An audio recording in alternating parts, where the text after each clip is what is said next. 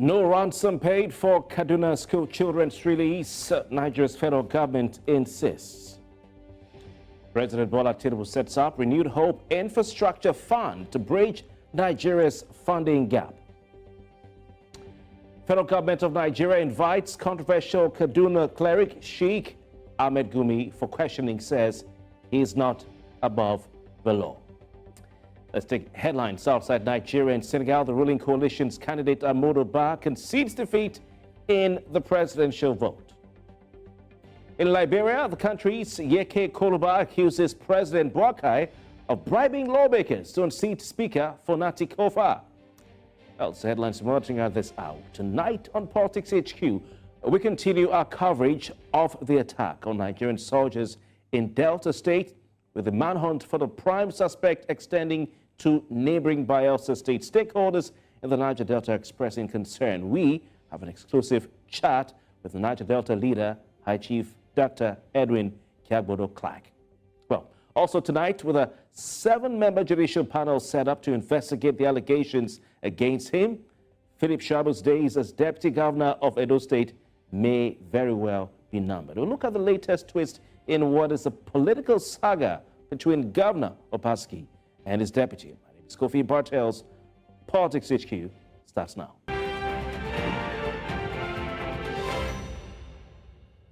You're welcome. Troops of the Nigerian army are combing the creeks and hideouts across the Delta and Bayelsa states in Nigeria's Niger Delta, continuing the manhunt for a militant leader and his accomplices suspected of having carried out the killing of 17 soldiers on March 14, 2024 in Okwama community in Ogeli South local government area of Delta State. Now, though the fleeing militant leader is from Okwama, his mother's ancestral home is in the riverside town of Igbomutoro in southern Ijo local government area of Bayelsa State.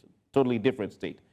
Yesterday, stakeholders including monarchs, retired security officers, clerics, and activists in the Niger Delta urged Nigeria's federal government to direct the army to pull out its troops from Okwama in order to avert what they are terming a loss of lives in order to douse the tension as well in the reservoir-rich region. They're also asking the criminals who killed 17 military personnel and snatched their weapons, basically, to devise a means, look for a way to return those arms and ammunition to the appropriate authorities.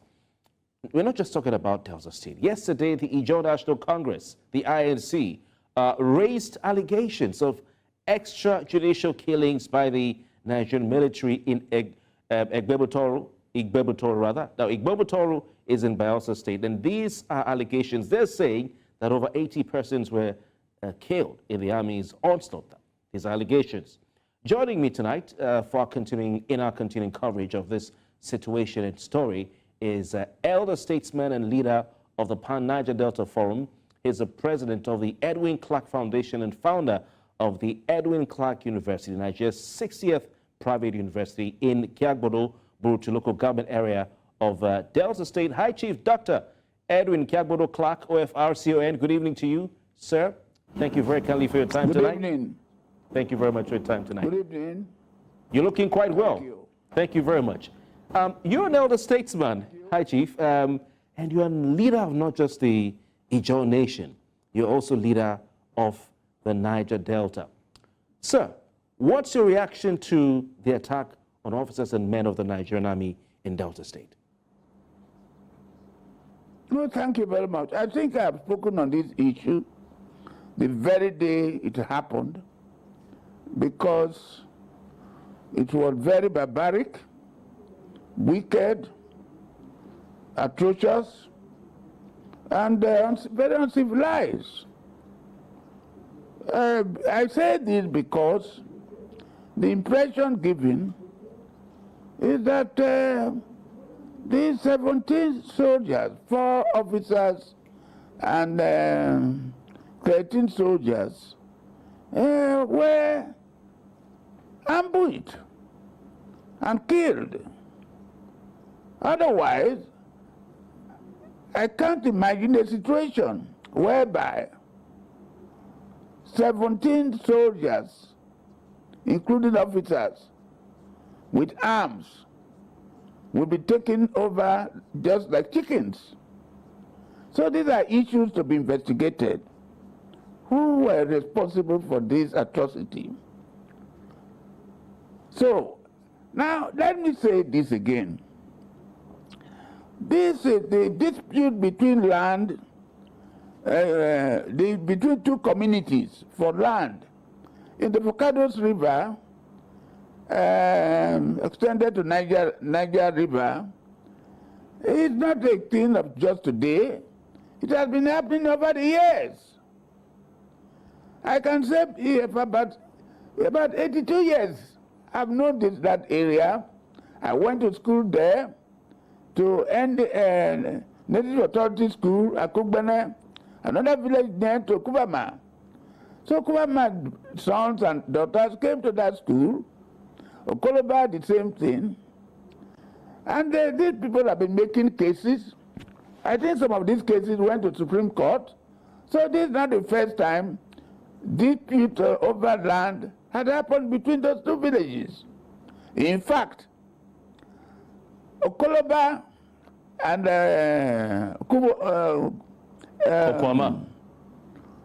Kubama, they are children of one ancestor. We are. There is an ancestor called May from Gobri in Bayelsa State, very close to Masomo, and his children moved to Forcados River and River Niger and settled there. And one of these children was Agu. I think he was the first or second son. And he gave birth to Koloba and gave birth to Ewu, which is on the mainland of Uganda North Local Government Council or Uganda South Local Government. So they are related. It is descendants of Ewu or Agu that came to settle in Okubama, Baregolo, Frukama, and I can call another one, Kolamasomo behind Ayakromo. So these are brothers and sisters, and I do not expect that soldiers or military men or security forces will come to play in these two small communities. Let me make it very clear. Neither Kubama nor Okoloba has the capacity, the ability, and wherewithal to attack the soldiers who visited them in their town. I don't think they have those resources, and this is what it should be investigated, and those responsible to be brought to book. I think the federal government, and particularly the army or the military, should move faster. Okay. Because it's getting too long to know who are the people who did it. Even if you get one of them arrested or two. Yes, sir. Like what is happening in the Soviet Union. Yes, sir. Or Russia. Chief, I just want to ask you. Charge them to court. Yeah, Chief, I want to ask you, sir. You've said a lot, quite passionately. You've talked about the Forcados, river. You've talked about crude oil resources. Sir, what information have you received about what happened on that fateful day, and what the immediate events leading up to what happened on that fateful day? Because some Nigerians are wondering, we have various accounts, different accounts of what happened, on that day. Please tell us. Listen, I've earlier said in my first comment that what has happened is so important that we cannot, at this stage, ask who sent for the army, what were they doing in Okubama, what were they called. I said, there's plenty of time to do that. Let us get these people arrested. who went to Kubama to cause this mayhem. So I'm not prepared to say the army is wrong. People said, nobody, that is the police job. But we must remember, Nigerians are using double standard. Today, they want to use the army to go anywhere, to do the job of police, to do civil defense something. When they are doing that, nobody complains. But when there's a problem, they would say, but this is not the job of the army. Let us forget all about that now. What is important? There is trouble under or on the mountain. Let us solve that problem to get these people arrested. Where did they come from? Who was responsible? Otherwise, this is going to spread to many communities. As it has spread to Egbomatoro 1 and Egbomatoro 2. The innocent people are the people suffering. No food for them, no water for them. Particularly Egbomatoro where there's salt water area and so on. So it's a very sad story. Chief Clark. And poor. Yes. What is it? Yes, Chief Clark. So, whilst trying to look for a resolution, some would say that we need to also learn lessons from this. This is a communal, a crisis of a communal nature, like you've said, between two communities that have a history together, are related, going back decades, if not centuries. Could this crisis, at its inception, even in the months leading up to March 14, could this crisis have been better handled in order to prevent it from getting to this point? If it could have been, who, Chief, should have done what? And what lessons can we learn from this? No, say it again, please. Yes. So could this crisis have been better handled so that it didn't, in order to prevent it from getting to the point it got to where these soldiers were killed? And who should have done what? And what lessons can be learned from this experience? Now, these two communities are in Delta State. And we have a governor who is very alert.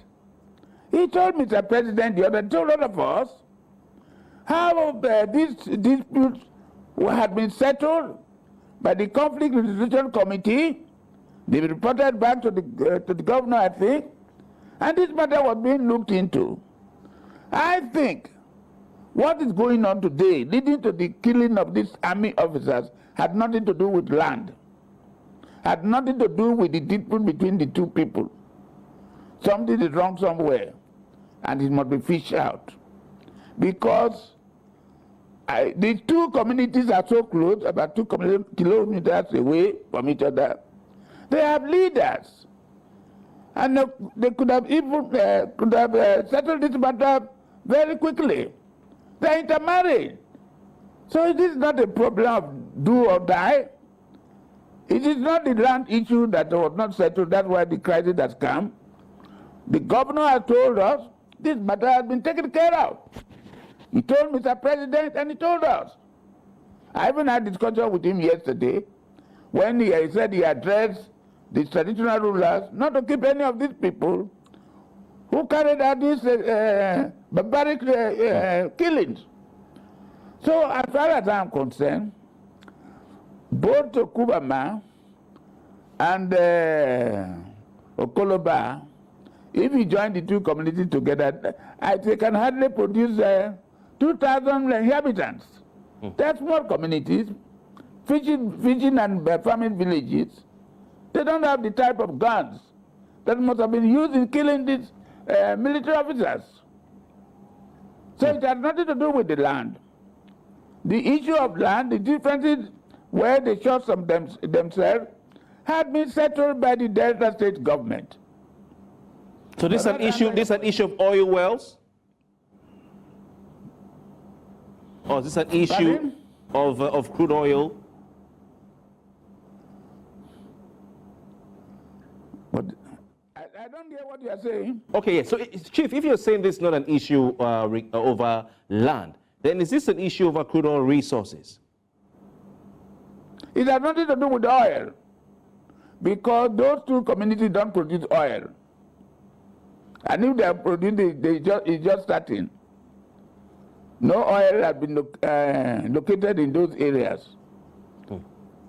Okay. But we told the soldiers went there for a peacekeeping mission. Okay, yes, please go on. Pardon? Yes, Chief, please go on. Yeah, go on. Peace mission? Yes, yes. We told the soldiers went there to settle a communal crisis over land, and they went on a peace mission, later a rescue mission. So there seems to have been some conflict. That's what I had earlier told you. I'm not going to comment upon that. If they were sent for by the villagers, more questions will be answered. Why the army and not the police? So right. I think you understand what I mean. Okay. This is not the time to go into those details. Okay. Chief, there are fears. What happened had happened. Okay. Chief, there are fears that this can escalate to become a conflict between the Urhobo and the Ijaw ethnic nationalities. Do you share this sentiment? I don't share that view. Whoever is talking about is talking nonsense. The Urhobos, and they have told you the number of Urhobos who are living along that Focados River. They live together. Right from Baregolo, then you have Sama and Ijaw. Then you have Buyama, Ijaw, Abakubana, Ijaw. Then you have Okuama, Urhobo. Then you have Okoloba, Ijaw, Godobri, Ijaw, Ezebri, Ijaw. Then Furukaman, Urhobo. Then Baregolo there. So they have been living together. I schooled there. I taught as a teacher there. I worked as a community development officer there until 1960 or 61. Then I became a commissioner of education. I taught all those areas. I know them. I established schools there. So there's no place I do not know in those areas. I repeat, neither Okubama nor Okoloba have the resources, the ability, and the capacity to do what has just been done. 17 soldiers, including 4 officers, slain down without any position, any challenge. So something is wrong somewhere. We must look for it. So I want to say this. That, yes. Yes, go on. Okay, so if you're saying, High Chief, that they don't have the resources, a gentleman, a young man, the prime suspect, who is believed to be the prime suspect, has come out to put out a video on social media, yes, saying with his, like we say in the Niger Delta, full chest, that they did it and giving reasons for why they did it, accusing the army of taking sides. And he's a militant leader. He has his boys. Who are the militant leaders you are referring to? So High Chief, are you therefore saying that we don't have militants in the Niger Delta who have access to high caliber weapons, capable of, attacking or, undertaking such attacks? Or we seem to have an issue with High Chief's audio device. Sorry about that. We'll come back to that in a matter of seconds once High Chief has been. Yeah, are you there, sir? High Chief who? Hello, sir. Are you there? High Chief who? Are you there? Can you hear me? I'm still here. Okay, fine, great. So, I can hear you. So are you saying that we do not have militant leaders in the Niger Delta who have, weapons, the caliber of the manner in which we saw being used against the military, or who are able to overpower soldiers who are not prepared for an ambush? Well, I don't understand. Yeah, can you repeat your question? Okay. Chief, can you hear me? I'm hearing you. Okay, fantastic. So you said that you do not think the youth of these communities are capable of, conducting such attacks. Are you therefore saying that even in small communities in the Niger Delta, we do not have armed youth, some of them, calling themselves militant leaders who can conduct such attacks? Listen, I'm the leader of the area, the Jaws. I'm their father. both in age and in as a man and in age. Listen to me. These communities we are talking about are not among the militant communities in Niger land. I know those communities that are having those problems, who have militants in their communities, who are doing through bunking, oil bunking and other things. These two communities are not. They may, but they have, I repeat, they haven't got the capacity to do what they are doing, what was done. So I'm saying that the militant communities in Ijoland, I know them. So we have rivals among them in their various villages. And so what is going on along the Focados River has not been heard of before.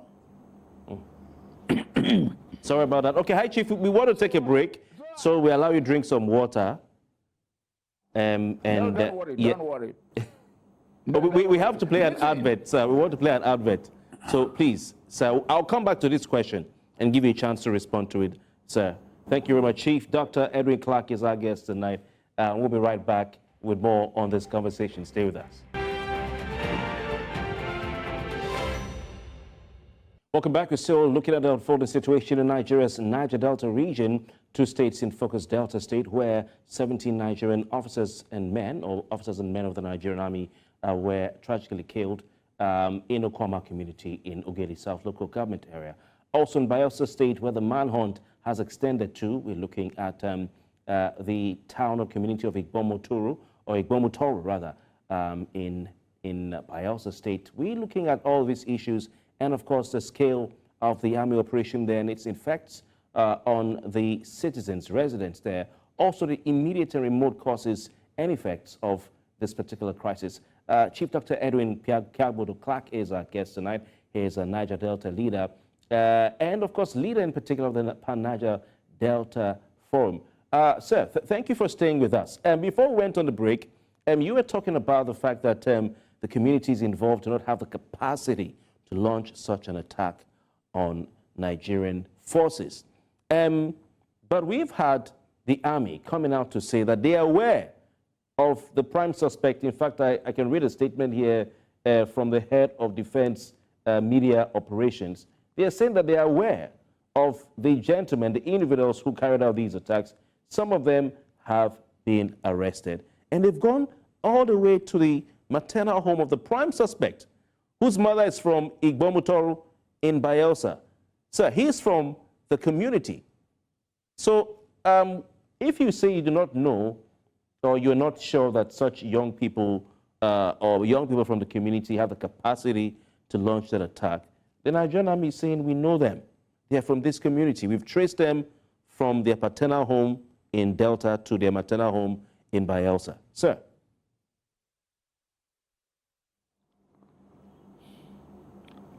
What are you trying to say?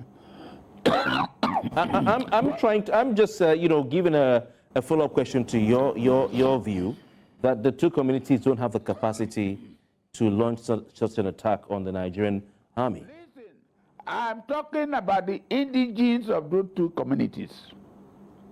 I would say so anywhere, any day. If there are no forces behind them,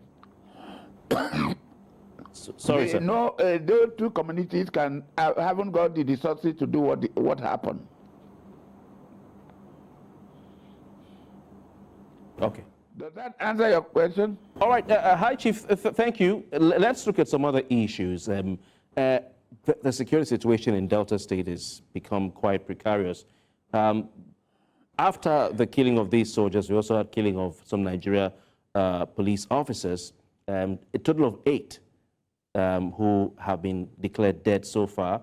Apart from those 8, we have 6 who are currently missing in action, only in Delta State. What do you think is responsible for this increasing general insecurity in Delta State? Well, thank you very much. Delta State is a peaceful state. even though when we talk about militancy, Delta is one of the areas where you have the youths, the militants and so on. They are there. I have been their leader during the fratricidal war between the various communities in Delta State. Now, this is a coincidence. What happened in the police force happened some time ago, about 2 weeks ago now. We've heard about it. Now, let me say this.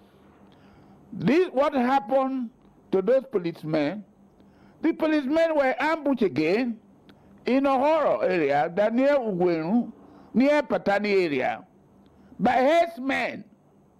The herdsmen, the issue of land and so on was not there. These were herdsmen who are living in that forest, who ambushed these policemen, and not land dispute between two communities at all. I think I should make that very clear to you. It is the inability of the former governor of Delta State, Senator Kowa, to implement the law against open grazing that is causing the problem. So you have herdsmen all over the place. I remember there was a time, about some months before last year, the same herdsmen killed some Ugwenu people. And the Southern and Middle Belt Forum, which I am the leader, sent a team there, headed by Chief Ayo Adebayo of Afenifere, to pay solidarity visit to the governor. And they told the governor to take action to see that this law was implemented. He did nothing. But I may say that perhaps he was looking towards becoming the vice president of Nigeria. He didn't want to offend anybody. So what am I saying? These are two different issues. Delta State is a peaceful place. I am their leader. I'm in Abuja and at home. So there's nothing that can happen like that. Okay. Chief, you've been, for years, you've been at the forefront of the call for a restructured Nigeria. Most recently, you were quoted as saying that the restructuring of Nigeria can no longer wait. Otherwise, there will be no Nigeria. You said that, yes. So tell us some more about this. Well, all that I'm saying is that everybody in Nigeria today is not talking about restructuring. Restructuring does not mean that we need a new constitution or an amended constitution which will give us a true federalism system of government. But so the issue that today we have a constitution, 1999 constitution, prepared by the army, handed over to us, and yet they said the voice of the people of Nigeria, the people say, no, we want a constitution where we are not copying the American system. We just talk about it.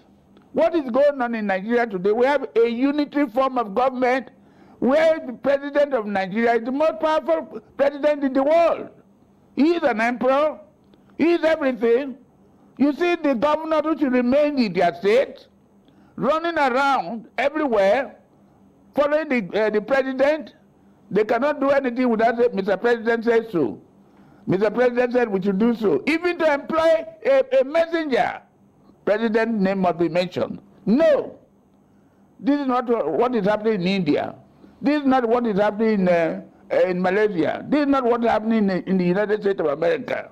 This is not what is happening in Canada or Australia. When we had the First and Second Republic, federalism was practiced. Each region used the resources that is available to him and spend it to develop his own people. Okay. And tax paid to the federal government. Okay. So today, we have in Nigeria where the president is the king, is the man who dictates. He's a dictator. Nobody challenges him. So that we don't have that type of country. Okay. We don't want a country where some people are first class and others are second class citizens. Yeah. Chief Clark. Is it not a disgrace? Is it not a disgrace that every state, 36 states in Nigeria, have no other occupation but to come to Abuja every month end with their briefcase to collect money? That's an interesting point you just made, Chief Clark. If you're talking about, yes, going to Abuja every month for their allocation, you know, we can't talk about restructuring without talking about resource control. You've also been an advocate for that. Chief Clark, only last week. Restructuring include state police. Okay. Restructure means a state government that is on its own, developing itself at its own pace. That was part of the restructuring. A restructuring whereby the police, I repeat, is decentralized, where the job 68 exclusive program in the Constitution should be devolved to the states. That's what we mean. That is restructuring. Okay. Even though President Buhari pretended that he does not understand what type of restructuring we wanted. All right, Chief Edwin Clark, we'll come back to you shortly, sir, because I have some more questions for you. We'll come back to you shortly. Let's take another commercial. When we come back, we'll look some more about this issue of resource control, the parliamentary system, and others. We'll be right back.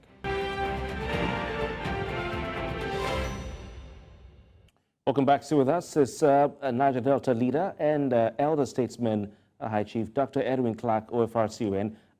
Chief, sir, before we went on a break, you were talking about your agitation over the decades, for years now, for you know, a restructured Nigeria. Looking at restructuring, one of the components could be resource control. And you raised the point, Chief. You said that we don't need to have all the state governors going to Abuja cap in hand every month for an allocation. But, sir, some will say to whom much is given, much is expected, or he that is faithful in little will be faithful in much. Just last week, FAC distributed funds to states, and Niger Delta states, as usual, particularly Delta State, Akwa Ibom State, River State, and Bayelsa State, got a substantial share of this FAC allocation. Is it time that we refocus this conversation on the state governors and demand accountability from them?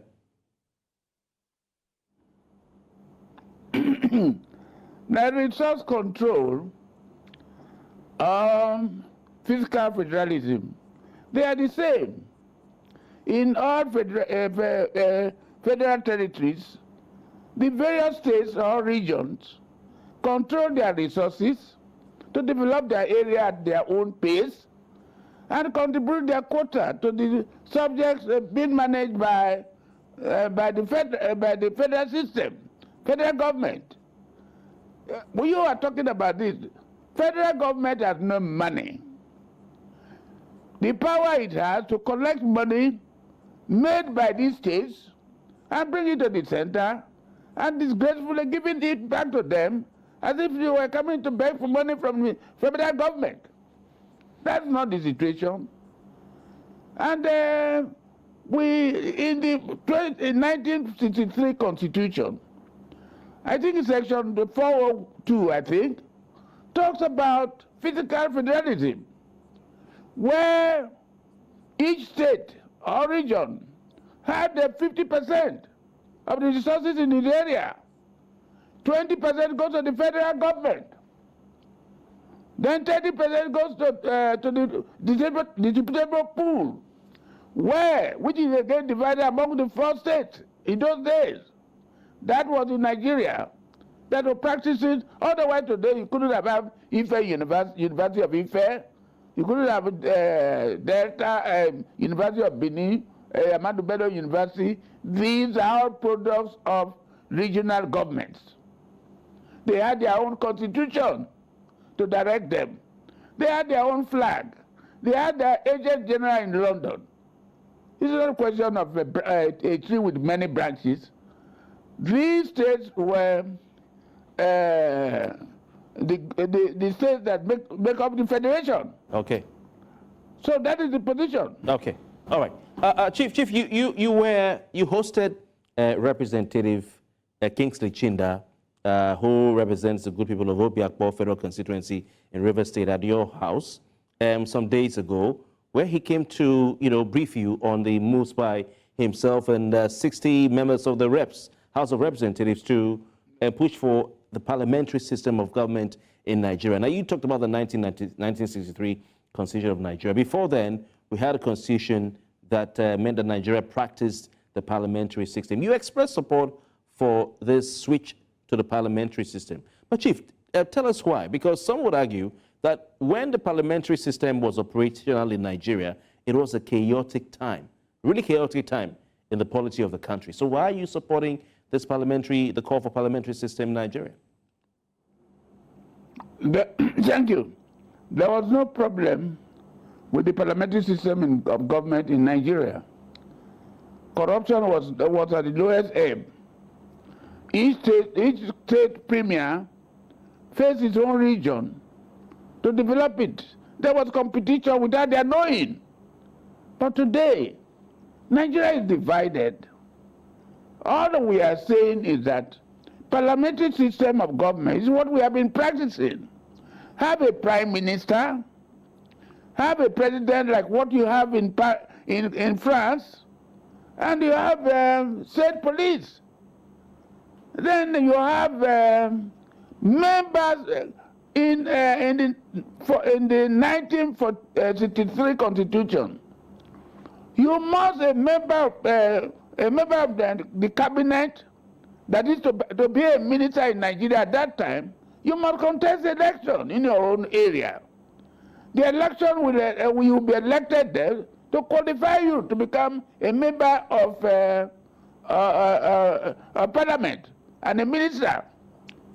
So you must represent your people. If your people don't want you, someone would not just pick you and say, come and be minister when you know nothing. It's because you have money, because you were noted for certain mischievous activities. But in the parliamentary system of government, you will have a prime minister, you will have a president. As I said, like even in England, you have the Queen, the Prime Minister and his cabinet. They are all members of Parliament. The Prime Minister is accountable to the people, to Parliament, every week. But in Nigeria, you don't see a president. How many times did you see Buhari before he left? So what we are saying is that let us have a constitution. The parliamentary system of government, we have practiced it before and worked very well. I do not know where you have that. Chief, it was a chaotic time. We had frequent infighting in the parliament. We had, sectional and tribal groupings amongst the different parties and parts of the country. And remember what led to the arrest of Awolowo. What happened? The military stepped in. No, let me say this to you. We all are students. We have, sometime at the time, some of you have not learned history of Nigeria. Listen, the problem between Awolowo and Akintola was power tussle. It has nothing to do with the whole of Nigeria. And Awolowo going to prison at that particular time, many people opposed it, but it happened. And so that has nothing to do with the fall of Nigeria.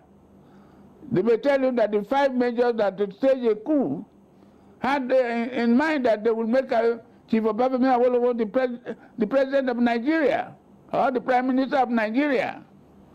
So as far as we are concerned, we have not practiced the two systems. What we are doing now, what is different between the present Buhari, the Buhari's government of for 8 years and the Abacha's government, military government, any difference?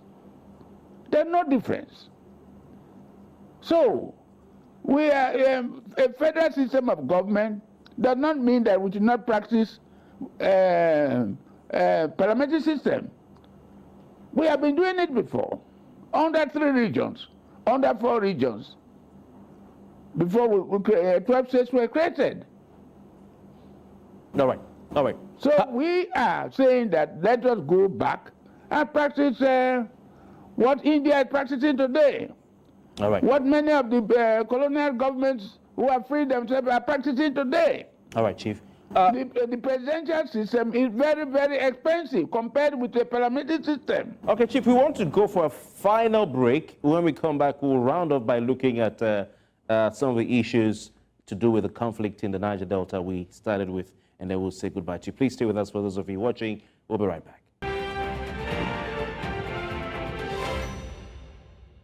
Welcome back. We still have Niger Delta leader, High Chief Dr. Edwin Clark with us.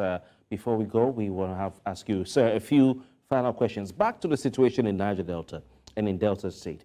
Some people, and thank you, sir, for your time. You've really, done so well and looking quite strong. And we really appreciate you spending the time with us tonight. Just a final one, sir. Some of the view that Niger Delta leaders, like yourself, are partly to be blamed for the continued conflict in the region, fueled by militant leaders who have become powerful, not just powerful, who have become wealthy due to government patronage and crude oil theft. For instance, Chief, you defended the pipeline surveillance contract awarded to former Niger Delta militant leader, government Ekpeme Pulo, who is probably known as Tom Polo. You said that there was nothing wrong with it. What do you say to the view, this kind of view held by some? Well, if you had given me more time, I could have spoken on this issue very well. Listen, a few years ago, this very contract was awarded to non-Ijog businessmen, oil merchants. So there was no time, at that time, Tompolo was not there. And the very people who are complaining now, according to you, were there. Nobody petitioned against my son, my late son, may God help him in wherever he is, Captain Osa Okumbo. He had the contract. They used to visit me in my place here to discuss issues. So that contract is not causing any problem at the moment in Niger land, in the Delta, except people who want to use it to cause confusion. All I am saying is that all the former leaders, militant leaders, should come together and work together. And I think we reached that stage where they should all work together. They are not very many. I can say there are some in River State, you have in Bayelsa State, you have in Delta State. These are the principal areas. Then you have in Ondo. So what am I saying? There's a lot for everybody. I think if there are problems, we'll call a meeting to settle our problem. We're not the only people. Yeah, but Chief, some argue that these non-state actors have become emboldened, have become more powerful than the Nigerian state, to the extent that you see conflicts arising, you see armed groups in different parts, and I may not be just talking about Tompolo, but you look at other, warlords in different parts. For instance, one in Okwama, who is linked to this particular crisis. They're armed, they're powerful, and they're well connected. Okwama has nothing to do with contract for pipeline. No, that's not what I'm saying, sir. That's not what I'm saying, sir. I'm saying that these non-state actors who are armed, fully armed, and are powerful have been patronized by politicians and by government, and they become so powerful that right now they have become a threat to the Nigerian state, is what some people are saying. In what way are they more powerful than what? Tell me. I don't know that there is some people in Niger land that are suffering because some powerful people are running into over them. There's nothing like that. We are one. We'll settle our problems. Everybody should benefit from it. No one person owns Niger land or the Niger Delta. The pollution affects all of us. The climate change affects all of us. The killing, the fishes, our farms, affects all of us. So there's no one to take undue advantage over the others. So I do not know what you are talking about power, struggle, two sides. Who is the other one? If you call Trumpulo a powerful, who are the others? Hi, Chief. Are you supporting the call by the Joe National Congress for the troops to be pulled out from Okwama? And even those who are saying that they should pull out from Igbomotoro? Igbomotoro, that's you see, when there's trouble, there are collateral damages. That's why we are saying that the army should fasten that investigation, and not to take hold of a community. If you are there, who are the people coming to that place? The people have no food, they have no water, both in the Kuama and the Gbemotor. Why? If the people are not there, look for them. You don't have to go and sit in their villages. So I think the problem is more than what you think about. As I said, tomorrow I'm going to give a press conference on this very issue tomorrow. That I won't mention those areas to you. I'm inviting you to my press conference tomorrow at 12 o'clock in my house. All right, so I will discuss the problem that is going on now. All right. Hi, Chief Dr. Edwin Clark, OFRCON. Sir, it's been a privilege having you on the program. Like I said, you look quite strong, healthy. You have to tell us the secret to your continued strength and health. You keep talking about national issues. We don't want you to stop talking about national issues. I will. Thank you very much. All right. God bless. Thank you, sir. We appreciate your time and have a good night. And for those of you who've joined us all the way from wherever you are watching us, that's been the size of our package tonight on Politics HQ. Exclusive interview with the Niger Delta leader, Edwin Clark. My name is Kofi Bartels on behalf of myself and the entire team. We'll be back tomorrow. You can be sure you have the best conversations, all the latest in politics in Nigeria right here on Politics HQ on News Central Television. See you tomorrow. Good night.